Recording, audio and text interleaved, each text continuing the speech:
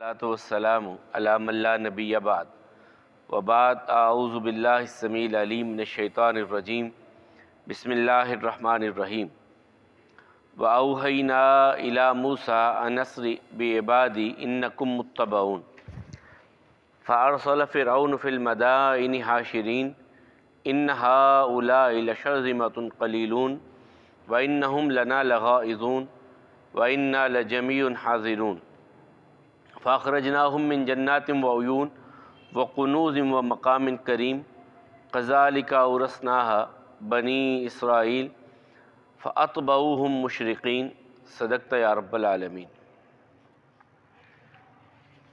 اور اوحینا ہم نے وحی کی الی طرف موسیٰ علیہ السلام کی ان یہ کہ اسری رات کے وقت لے کے چلیے بعبادی میرے بندوں کو انکم یقیناً تم متبعون پیچھا کیے جاؤ گے۔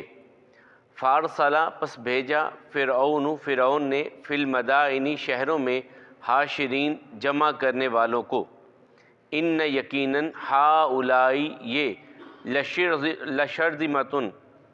لشرذمۃ گروہ ہے چھوٹا سا، قلیل بہت چھوٹا، وانہم اور یقیناً یہ لنا ہمارے لیے لغائظون غضب دلانے والے ہیں، غصہ دلانے والے ہیں ہم کو، وانا اور یقیناً ہم لجمیع سب کے سب حاضرون مسلح ہو کر کے نکلیں گے۔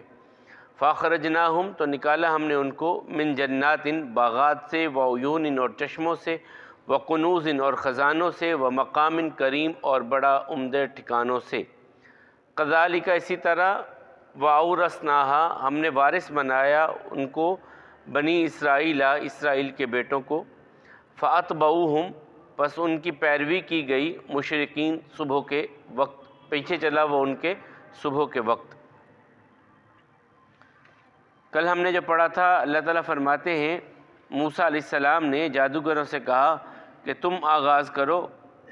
انہوں نے اپنی رسیاں اور اپنی لاٹھیاں پھینکیں اور کہا کہ فرعون کی عزت کی قسم ہم غالب آئیں گے۔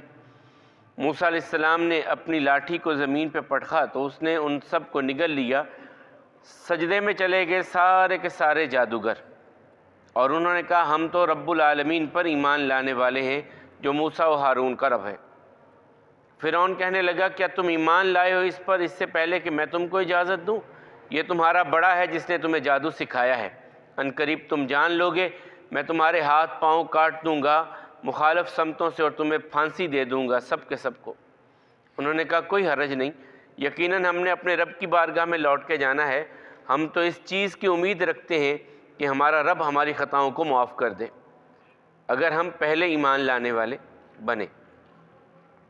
اب اس کے بعد ایک وقت گزرا جو یہاں تذکرہ نہیں ہے، پیچھے ہم پڑھ آئے ہیں، فرعون اور موسیٰ علیہ السلام کی کشاکش کا ایک ان کی جو ہے وہ مسائل معاملات کا، کہ فرعون نے پھر موسیٰ علیہ السلام نے ان جادوگروں کو سب کو کہا کہ اللہ تعالیٰ سے استقامت کی دعا طلب کرو، استقامت مانگو اللہ تعالیٰ سے کہ اب ایمان لائے ہو، اللہ تعالیٰ تمہیں ثابت قدمی دے فرعون کے اس جبر کے مقابلہ میں۔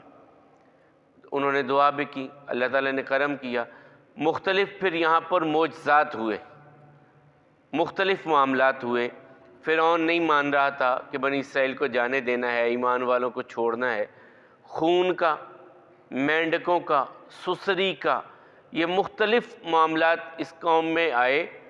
ہر بار وہ پلٹ کے موسیٰ علیہ السلام کے پاس آتے اور آ کر کے اقرار کرتے کہ آپ اللہ تعالیٰ سے دعا کیجئے، اللہ تعالیٰ اس مصیبت سے ہمیں نجات دے دے۔ مثلا خون، ہر طرف خون ہی خون ہے، کنویں سے پانی نکال رہے خون ہے، کہیں اور سے پانی آ رہا خون بن رہا ہے، تو کہتے ہیں یہ بڑی مشکل بن رہی ہے، آپ اللہ تعالیٰ سے دعا کیجئے، اللہ تعالیٰ اس امتحان کو، اس مشکل کو ہم سے دور کر دے، ہم بنی اسرائیل کو ہی جانے نہیں دیں گے، ہم خود بھی ایمان لے آئیں گے۔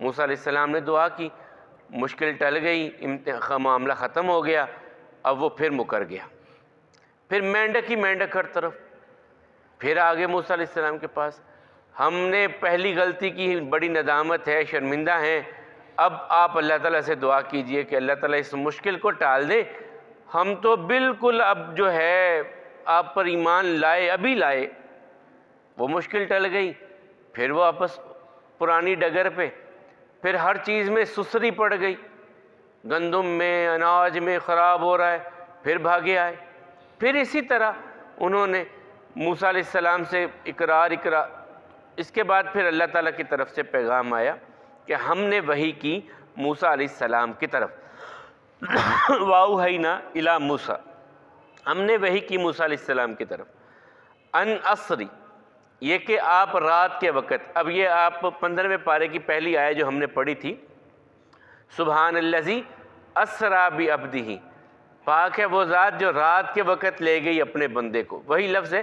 موسیٰ علیہ السلام کہتے ہیں آپ رات کے حصے میں لے کر کے بنی اسرائیل کو یہاں سے نکلیں، اب فرعون کی اجازت وغیرہ کا انتظار نہیں کرنا، آپ ان کو یہاں سے لے کر کے رات کے وقت میں نکلیے، انکم متبعون، اور یہ سچ ہے کہ جو فرعون ہے یہ آپ کا پیچھا کرے گا، یہ آپ کے پیچھے آئے گا فرعون، اس بارے میں گھبرانا نہیں، یہ پہلے سے بتا دیا گیا کہ وہ لشکر لے کر کے آپ پر چڑھائی کرے گا۔ اس کے ساتھ فرمایا فارسل فرعون فی المدائن حاشرین، فرعون کو جب پتہ چلا کہ بنی اسرائیل راتوں رات نکل رہے ہیں، اس نے شہروں میں بندے دوڑائے کہ جو ہے میرا، جہاں جہاں اس کی فوجی چھاؤنیاں تھیں، لوگ تھے، ان سب کو اکٹھا کیا کہ جلد اکٹھے ہو جاؤ، اور ان سب سے کہنے لگا ان ہؤلاء لشرذمۃ قلیلون، یہ بہت چھوٹی سی جماعت ہے، تھوڑے سے بنی اسرائیل کے یہ لوگ ہیں، تو وَإِنَّهُمْ لَنَا لَغَائِظُونَ، اور یہ مجھے غصہ دلا رہے ہیں، یعنی میری اجازت کے بغیر، میرے حکم کے بغیر، ہماری غلامی سے نکل کر کے، ہمارے علاقوں کو چھوڑ کر کے یہ چلے جائیں، یہ میرے لیے تو بڑا شرمندگی کی بات ہے اور مجھے غصہ دلانے والی بات ہے، تو ہے یہ چھوٹی سی جماعت۔ وَإِنَّا لَجَمِيعٌ حَاضِرُونَ، اور ہم سب کے سب مسلح ہو کر کے نکلیں گے۔ حذر، خذوا حذرکم، جو ہم نے پہلے بھی پڑھا نا، تو اللہ تعالیٰ اپنی بچاؤ کے ہتھیار رکھنا، جس سے اپنا انسان جو ہے دفاع کر سکے، چھوٹی سی جماعت ہے، تم اسلحہ لے کر کے نکلنا، اپنے دفاع کے جو ہے وہ آلات اسلحہ لے کر کے ان کے لیے نکلنا، ہم سب ایسے ہی نکلیں گے۔ فَأَخْرَجْنَاهُم مِّن جَنَّاتٍ وَعُيُونٍ، اللہ تعالیٰ کہتے ہیں وہ نہیں نکل رہا تھا، ہم اسے نکلوا رہے تھے، باغات سے، چشموں سے، وَقُنُوزٍ، اور خزانوں سے، یعنی وہ اپنے خزانے، وہ اپنے محلات، وہ اپنے چشمے، وہ سب کچھ اپنا عشرت قدا، اپنی آرام کے وہ ساری جگہیں چھوڑ کر کے وہاں سے نکل رہا تھا۔ اللہ تعالیٰ کہتے ہیں وہ نہیں نکل رہا تھا، ہم اس سے اس کا آرام چھین رہے تھے، اس کے خزانے چھین رہے تھے، اس کے چشمے اور باغات اس سے چھین رہے تھے۔ وہ مقام کریم، اور جو بڑے عمدہ اس کے جگہیں تھیں وہ ساری وہ چھوڑ رہا تھا۔ کذالک، اسی طرح، وَأَوْرَثْنَاهَا بنی اسرائیل، ہم نے پھر وارث بنایا بنی اسرائیل کو وارث بنایا۔ فَأَتْبَعُوهُمْ، ان کا پیچھا کیا گیا، ان کے پیچھے چلا وہ، مشرقین، صبح بالکل ابھی طلوع آفتاب کے قریب میں یا پو پھٹتے ہی، دن چڑھتے ہی وہ ان کے پیچھے نکل کھڑا ہوا، فرعون اپنے لشکروں کو لے کر کے۔ اور جب یہ فرعون کے لشکر موسیٰ علیہ السلام کی قوم کے سامنے، جب ان کا آمنا سامنا انہوں نے دیکھا کہ وہ پیچھے سے بہت بڑا کوئی لشکر آ رہا ہے اور گرد و غبار اڑ رہی ہے، تو ان کی حالت کچھ اور ہو گئی۔ انہوں نے موسیٰ علیہ السلام سے کچھ کہا، موسیٰ علیہ السلام مطمئن تھے کہ اللہ تعالیٰ نے تو پہلے سے بتلا دیا تھا کہ وہ پیچھے آئے گا، کیسے وہ آیا، کس طرح پھر ان کو اللہ نے بچایا اور کس طرح ان کو غرق کیا گیا، یہ انشاءاللہ ہم کل پڑھیں گے، پرسوں۔ ہم نے وحی کی موسیٰ علیہ السلام کی طرف کہ آپ میرے بندوں کو لے کر کے رات کے پہر میں نکلیے، یقیناً آپ کا پیچھا کیا جائے گا۔ فرعون نے شہروں میں بندے دوڑائے لوگوں کو جمع کرنے کے لیے، کہنے لگا یہ ایک چھوٹی سی جماعت ہے اور یہ مجھے غیظ و غضب میں مبتلا کر رہی ہے، غصہ دلا رہی ہے مجھ کو، اور یقیناً ہم سب کے سب ہتھیار بند نکلیں گے، مسلح ہو کر کے نکلیں گے۔ ہم نے اس کو اس کے باغات، چشموں، خزانوں اور عمدہ محلات سے باہر نکالا، اور ہم نے بنی اسرائیل کو وارث بنایا، وہ صبح کے وقت ان کے پیچھے چلا۔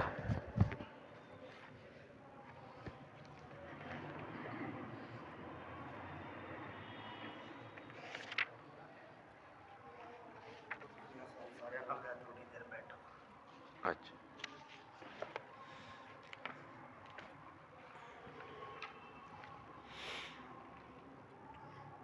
میت کی تدفین اور قبر کا کل میں نے جو آپ کو بتلایا تھا کہ کس طرح بہتر ہوتا ہے معاملہ، یہاں پر ہمارے ہاں جو کلمہ لکھ دیا جاتا ہے، وہاں پر سلیٹوں کے اوپر کلمہ لکھا جاتا ہے، یہ نبی کریم صلی اللہ علیہ وسلم سے، صحابہ کرام سے، بلکہ ائمہ مجتہدین سے بھی اس کا کوئی وجود نہیں ملتا۔ قبر اور قبر کے معاملات، بلکہ انسان کی موت کے بعد کے لمحات جو ہیں، اس ساری زندگی کو، اس زندگی کے بعد موت اور موت کے بعد کی جو زندگی ہے، محشر کے دن تک اسے عالم برزخ کہا جاتا ہے۔ برزخ کہتے ہیں پردے کو، اوٹ کو۔ ہم اس زندگی کے بارے میں اتنا ہی جان سکتے ہیں جتنا اللہ اور اللہ کے رسول نے بیان کر دیا۔ اس کے ماں سوا ہمارے پاس کوئی سورس ایسا نہیں ہے کہ ہم وہاں کی زندگی کے معاملات کو جان سکیں، وہاں کی خبریں ہم تک پہنچ سکیں۔ جو بھی انسان یہ دعویٰ کرتا ہے کہ مجھے قبر کے حالات کا پتہ چل جاتا ہے، کیسے پتہ چلتا ہے؟ وہ مختلف اس کے جو چلے ہیں یا کچھ بیان کیا جاتا ہے، یہ ساری باتیں خود سے بنائی گئی ہیں۔ اللہ کے حبیب علیہ السلام نے ایسے کسی معاملے کی تصدیق نہیں کی۔ رسول اللہ صلی اللہ علیہ وسلم خود قبروں کے پاس سے گزرے، کہا ان کو عذاب ہو رہا ہے۔ وہ جو مشہور ایک واقعہ ہے، اور وہ کسی بڑے معاملے میں نہیں، جنہیں ہم بڑا معمولی گناہ سمجھتے ہیں، غیبت کرنا اور پیشاب کے چھینٹوں سے نہ بچنا، کہا اس وجہ سے یہ عذاب میں مبتلا ہیں۔ جو چیزیں بیان کر دی گئیں ان پر ایمان، اور جو چیزیں بیان نہیں کی گئیں ان پر غیب میں ایمان لانا ہم سب کے لیے لازم ہے۔ جس طرح کہ رسول اللہ صلی اللہ علیہ وسلم فرماتے ہیں کہ جب جنازہ لے کے جاتے ہو اچھا ہوتا ہے تو وہ کہتا ہے جلدی لے کے چلو، لیکن یہ کچھ سنتا نہیں ہے۔ وہ کیا کیفیت، کیا حالت، کیا ہوتا ہے، یہ اللہ تعالیٰ بہتر جانتے ہیں۔ رسول اللہ صلی اللہ علیہ وسلم نے جتنا بتلایا ایمان ہے۔ اب برا ہوتا ہے تو وہ کہتا ہے مجھے کہاں چھوڑنے کے لیے لے کے جا رہے ہو، رکھو مجھے گھر میں، لیکن کون اسے رکھے، یہ کیفیت۔ پھر اسی طرح وہ سوالات کی کیفیت، قبر میں جو سوالات ہوں گے، رسول اللہ صلی اللہ علیہ وسلم نے بیان کیا، ایمان ہے کہ ملائک آئیں گے، پوچھیں گے انسان سے، 3 سوال ہوں گے دین کے بارے میں، رسول اللہ صلی اللہ علیہ وسلم کے بارے میں اور اللہ کے بارے میں۔ اب وہاں پر ایک بہت بڑی بات کہی جاتی ہے کہ رسول اللہ صلی اللہ علیہ وسلم خود قبر میں آتے ہیں، ہر قبر میں آتے ہیں۔ پھر یہاں پر بڑی نعتیں بھی بن گئیں، اور بعض لوگ وصیتیں کرتے ہیں کہ میری قبر اتنی گہری کھودنا کہ جب آقا آئیں تو میں اٹھ کے استقبال کر سکوں۔ یہ بھی ساری باتیں اپنے آپ سے بنائی ہیں۔ قبر میں رسول اللہ صلی اللہ علیہ وسلم کا آنا، وہ جن الفاظ سے لیتے ہیں، صحیح بخاری کی وہ روایت ہے کہ فرشتے آتے ہیں اور آ کر کے کہتے ہیں ما تقول لہذا الرجل، آپ اس بندے کے بارے میں کیا کہتے ہیں؟ وہ کہتے ہیں اس یہاں کہا گیا حاضہ ہوتا ہے قریب کے لیے، اس میں اشارہ ہے وہاں قریب میں رسول اللہ صلی اللہ علیہ وسلم ہوتے ہیں، تو اس لیے کہا جاتا ہے اس بندے کے بارے میں تم کیا کہتے ہو۔ حالانکہ اگلے لفظ ہیں، وہ بندہ جواب دیتا ہے ہوا رسول اللہ، وہ اللہ کے رسول ہیں۔ یہ نہیں کہتا کہ یہ اللہ کے رسول ہیں، وہ اللہ کے رسول ہیں۔ اور دوسرا جو فرشتوں نے کہا ما تقول لہذا الرجل الذی بعث فیکم، وہ جو تم میں بھیجے گئے تھے. اب اگر پاس ہوتے تو وہ کہتا کہ یہ جو تمہاری طرف بھیجے گئے تھے، وہ دو جگہ پہ غیب اور ایک جگہ پہ حاضر کا معاملہ ہے، وہ حاضر کے معنی لے لیتے ہیں اور غیب کے معنی کو چھوڑ دیا جاتا ہے. بہرحال یہ حقیقت نہیں ہے. اگر ایسا ہوتا، میں اس کی ایک اور مثال آپ کو دے دیتا ہوں. صحیح بخاری کی روایت ہے، رسول اللہ صلی اللہ علیہ وسلم کی مسجد میں ایک خاتون صفائی کرتی تھی، فوت ہو گئی. صحابہ کرام نے اسے دفن کر دیا. رات میں جنازہ پڑھا، رسول اللہ صلی اللہ علیہ وسلم سو گئے تھے، جنازہ پڑھا، دفنا دیا. رسول اللہ صلی اللہ علیہ وسلم نے پوچھا اس کے بارے میں، بھئی وہ خاتون کدھر گئی جو مسجد کی صفائی کرتی تھی؟ کہا جی وہ فوت ہو گئی. کہا تم نے مجھے بتایا نہیں؟ کہا جی آپ سو گئے تھے، ہم نے آپ کو جگانا مناسب نہیں سمجھا، ہم نے جنازہ پڑھا اور دفن کر دیا. رسول اللہ صلی اللہ علیہ وسلم کہتے ہیں مجھے دلونی علی قبرہا، یہ بھی صحیح بخاری کی روایت، مجھے اس کی قبر دکھاؤ. اب یہ نہیں کہا کہ تم نے تو مجھے جگایا نہیں، فرشتے آ کر کے جگا کے لے گئے تھے اس کی قبر میں جب سوال ہو رہے تھے، یہ نہیں کہا مجھے اس کی قبر دکھاؤ. یہ بھی نہیں کہا کہ مجھے پتہ ہے قبر کہاں ہے، میں تو ہو کے آیا ہوں اس کی قبر سے. یہ بھی نہیں کہا مجھے دکھاؤ اس کی قبر. قبر میں اندھیرے ہوتے ہیں اور جب ہم دعا کرتے ہیں اللہ تعالیٰ روشنیاں عطا کر دیتے ہیں. مجھے دکھاؤ. لے کر کے گئے. نبی کریم صلی اللہ علیہ وسلم آگے کھڑے ہوئے، پیچھے سے صحابہ کرام نے صفیں باندھیں اور اس کے لیے جنازہ پڑھا گیا. تو نبی کریم صلی اللہ علیہ وسلم کہتے ہیں مجھے بتاؤ کہاں ہے قبر اس کی، دکھاؤ کہاں ہے قبر اس کی. اگر ہو آئے تھے تو پھر کسی کو کہنے کی کیا ضرورت تھی، کہتے آؤ مجھے پتہ ہے کہاں دفن ہے. یہ بھی نہیں کہا. تو بہرحال یہ اپنی طرف سے. اور پھر یہ بھی ایک گستاخی ہے کہ ہم رسول اللہ صلی اللہ علیہ وسلم کے بارے میں، خواتین ہیں، مرد ہیں، کافر ہیں، مسلمان ہیں، ہم سب کے لیے یہ لے کے کہاں کیا کیا معاملات کر رہے ہیں، کتنی بڑی گستاخی کر رہے ہیں، کبھی ہم نے یہ سوچا ہی نہیں. بہرحال ان سوالات اور ان سوالات میں ثابت قدمی کے لیے اللہ تعالیٰ سے دعا کرتے تھے رسول اللہ صلی اللہ علیہ وسلم قبر پر کھڑے ہو کر کے. اللہم اغفر لہ اللہم ثبتہ، یا اللہ جسے ہم نے دفن کیا اسے بخش دے اور اسے ثابت قدمی عطا فرما. اب سوالات کے جواب دینے ہیں، اسے اپنی رحمت سے ثابت قدمی عطا فرما. یہ دعا رسول اللہ صلی اللہ علیہ وسلم میت کے لیے کیا کرتے تھے. اور یہاں ایک چیز جو مس ہے وہ ہے کہ قبر پر مٹی ڈالنا 3 لپ، یہ سنت ہے رسول اللہ صلی اللہ علیہ وسلم سے بھی. اور اس کے بارے میں ایک چلیں وہ ہے ضعیف روایت کہ وہ ہے منہا خلقناکم وفیہا نعیدکم ومنہا نخرجکم تارۃ اخری. یہ قرآن کریم کی آیہ مبارکہ ہے. وہ یہاں پر تلاوت رسول اللہ صلی اللہ علیہ وسلم کے بارے میں آتا ہے کہ وہ ایک لپ گراتے تو کہتے منہا خلقناکم، دوسری چلو گراتے مٹی کا کہتے فیہا نعیدکم، پھر تیسرا گراتے کہتے ومنہا نخرجکم تارۃ اخری. تو یہ پڑھتے. بہرحال یہ پڑھ بھی لیں تو کوئی نہیں، نہ بھی پڑھا جائے تو 3 لپ جو ہے 3 چلو بھر کے مٹی کے ڈالنا، یہ نبی کریم صلی اللہ علیہ وسلم کی سنت ہے. اور میت کے لیے استغفار کرنا، یہاں پر میت کے لیے استغفار کرنا، اس کے لیے ثابت قدمی کی دعا کرنا، یہ رسول اللہ صلی اللہ علیہ وسلم سے ثابت ہے. لیکن وہاں پر جو اذان دی جاتی ہے، اور اس کی ایک مفتی صاحب ریزن بیان کر رہے تھے کہ نبی کریم صلی اللہ علیہ وسلم نے فرمایا جب اذان ہوتی ہے تو شیطان بھاگ جاتا ہے. ہم قبر پر اذان اس لیے دیتے ہیں کہ شیطان اس بندے کو آ کر کے ورگلا نہ سکے، شیطان اس کی قبر میں نہ آئے، ہم اس لیے اذان دیتے ہیں. کیا یہ اس معاملے کا رسول اللہ صلی اللہ علیہ وسلم کو خبر نہیں تھی؟ رسول اللہ صلی اللہ علیہ وسلم نے کبھی کسی قبر پر اذان دلوائی؟ صحابہ کرام نے کبھی کسی قبر پر اذان دلوائی؟ تابعین نے کبھی کسی قبر پر اذان دی؟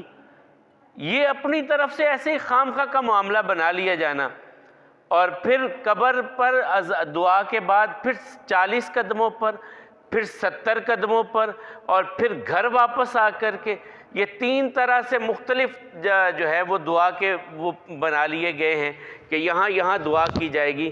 یہ بھی کہیں کچھ نہیں ملتا.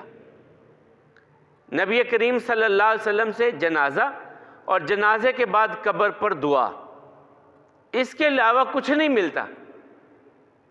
کہ بار بار 40 قدموں پہ 70 قدموں پہ آ کر کے. ہاں ایک چیز چھوٹی سی رہ گئی، قبر پر مٹی ڈالنے کے بعد پانی گرانا یہ مسنون ہے، لیکن اوپر پھولوں کی پتیاں بکھیرنا یا اندر یہ سنت نہیں ہے. یہ آپ کا عجمی اسلام ہے، عربی اسلام میں یہ چیزیں نہیں ہیں. چلیں باقی انشاءاللہ قبر کی دعا کے قبرستان کی دعا جو ہے وہ کل کریں. اللہ کم الحاکمین ہم سب کو صحت اور ایمان والی زندگی عطا فرمائے، کمیوں کوتاہیوں سے درگزر فرمائے.